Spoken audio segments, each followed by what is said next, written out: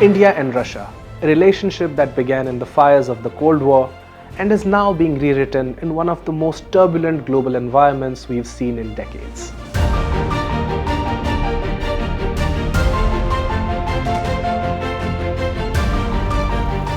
Today, when the world is rearranging its alliances, when India's ties with the West are being tested, and when Russia is under unprecedented sanctions, this partnership suddenly matters more than ever. To understand why, we need to go back to where it all began.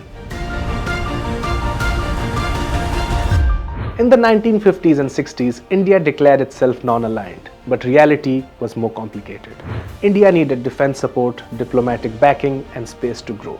The Soviet Union stepped in at key moments, and the relationship slowly deepened.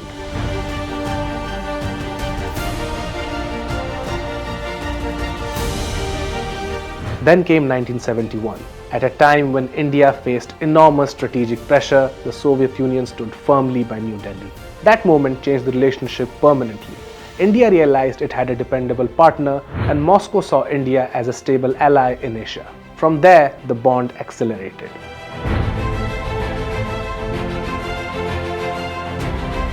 For decades, India's military strength was built on Soviet and later Russian equipment. MiG and Sukhoi fighter jets, T-72 and T-90 tanks, Kilo-class submarines, air defense systems, helicopter and missiles. And these weren't just purchases. India built factories that licensed Russian technology, Indian engineers trained on Russian systems, entire supply chains were built around their platforms. Energy was the other pillar. Russia helped build nuclear reactors in India, supplied fuel and later became an important oil and gas partner. Even today, Russian crude is a major part of India's energy basket.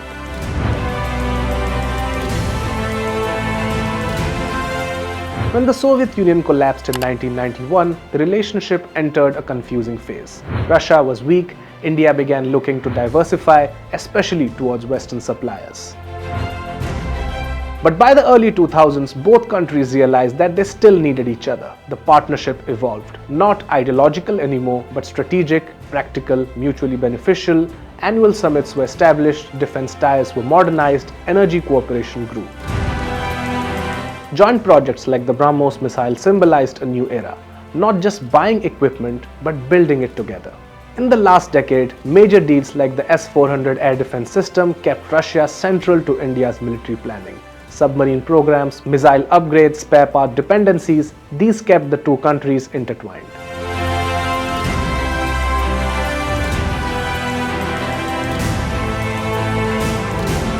But while India-Russia ties remained strong, India was also changing. New Delhi began strengthening partnerships with the US, France, Israel, Japan and other Western powers. It signed defense pacts with Washington. It created supply chain partnerships with Europe. It diversified suppliers to reduce dependence on any single country. Then came 2022, the Ukraine war, and the global equation shifted overnight. Western sanctions isolated Russia. The US and Europe pressured countries to reduce ties with Moscow, and India suddenly became one of Russia's biggest energy buyers. Discounted oil flowed to India at a scale that no one predicted. Russia needed India for revenue, and India needed Russia for fuel stability. But with this came new challenges. India's growing partnership with the West meant Delhi had to walk a tightrope.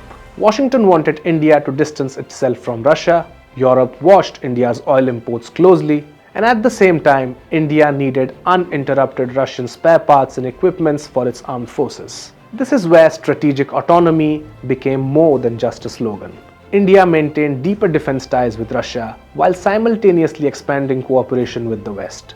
It refused to join sanctions but called for dialogue and diplomacy. It bought Russian oil but also increased trade with the US and Europe. It kept one foot in each world without letting either define its choices.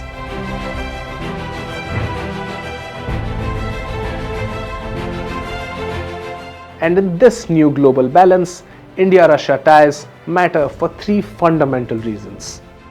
First, defense readiness. A significant portion of India's military still depends on Russian origin equipment. Engines, Avionics, missiles, spares all require continuity. You can diversify future purchases, but you cannot suddenly replace the equipment already deployed at the border. Second, energy security. In an unstable world, long-term oil and nuclear partnerships provide stability. Russia still offers India predictable supply at competitive prices, something very crucial for an economy with rising energy demand. Third, geopolitics. A strong India-Russia relationship gives Delhi strategic space in a world being reshaped by China's rise and US-China rivalry. A weakened Russia becoming fully dependent on China is not in India's interest. Maintaining ties ensure Russia remains a balancing partner, not a satellite of Beijing. But this relationship also faces real challenges. Overdependence on Russian defense systems can create vulnerabilities, especially during conflicts. Sanctions risk complicates financial and technological cooperation. Russia's own internal future is uncertain, and India's rise requires deeper partnerships with the West. Technologically, economically, and geopolitically. The future of India-Russia ties will therefore be pragmatic. India will continue working with Russia where it matters: defense maintenance, missile programs, nuclear cooperation, energy flows, but India will diversify aggressively.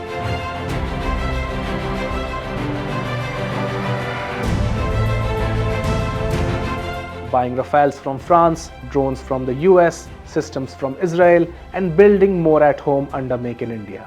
And Russia will continue looking to India for diplomatic legitimacy, trade and partnership, opportunities, especially as the Western world remains close to it. So what does all of this tell us? India-Russia ties are not old nostalgia. They are a strategic necessity shaped by history, strengthened by defense, expanded by energy, challenged by geopolitics, and balanced by the rise of a multipolar world. The world around us is changing. Power is shifting, blocs are forming, and in this new era, India's relationship with Russia is neither blind loyalty nor blind distance. It is strategic, calculated, and deeply rooted in national interest. In a world that keeps trying to force countries to choose sides, India is choosing something else. It is choosing its own path.